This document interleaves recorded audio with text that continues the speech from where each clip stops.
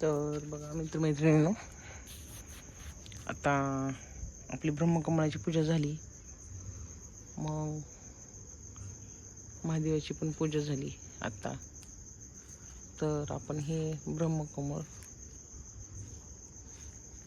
महादेवाला अर्पण करूया, कारण की सकाळी हे राहत नाहीये, म्हणून आपण भगवान शंकराला अर्पण करूयात. कसे छान ब्रह्मकमळ आहे.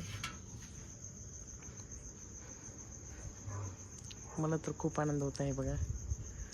प्रत्येक 2 महिन्यानंतर हा ब्रह्मकमळ आमच्या इथं उगवतो आणि श्रावण महिन्यात पण पूजेसाठी मिळतो. खूप छान वाटतं. तर